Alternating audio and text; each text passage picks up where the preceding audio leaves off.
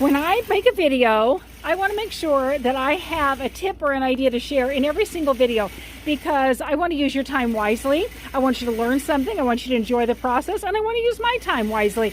I would love it if you send a quilt over here to Brenda's Quilting Studio. Pop something down in the comments. We'll start a conversation. The intake form is very easy. I'm going to follow up with a tip here in just a minute. I also want you to take a minute to like and subscribe. Anything that brings joy to your life, like a passion project, like activities that you're involved with, something you do with your hands, something you do with your mind, something you're involved with, something that brings you joy, something that brings you momentum, that is going to bring positive endorphins to your life and increase the dopamine in your life. And let's bring the dopamine up in everybody else's life because everybody needs more joy and happiness.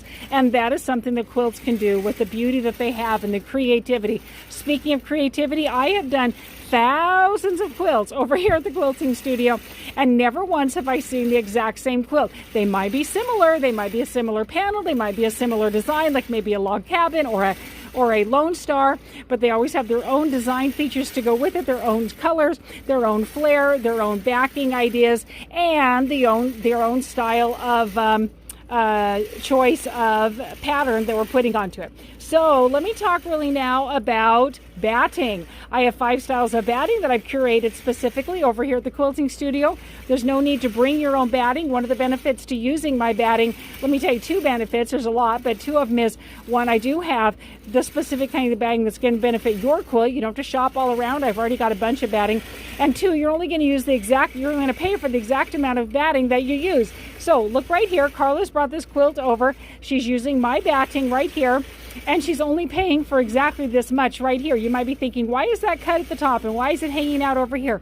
Well, because this is how long the batting actually is on my roll.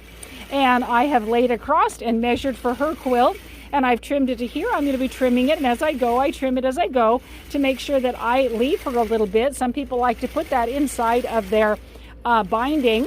And I don't want to clip it too short, but I also don't want to clip it too long because I want to save all of this. She's paid for this section, literally by the inch. I will save the rest of this. What am I going to do with it, you might ask?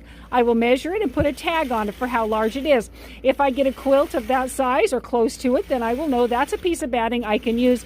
It hasn't been paid for already by anybody else, and so that person will only be paying for the amount that they use. If it's a small section that can't be used in another person's quilt, I will Frankenstein it together to use into charity quilts that I do, or I will use it in my own projects to create my own quilts when I do learning and interest projects. Follow the arrow down below for another video of this same quilt being stitched out and more tips offered in that video.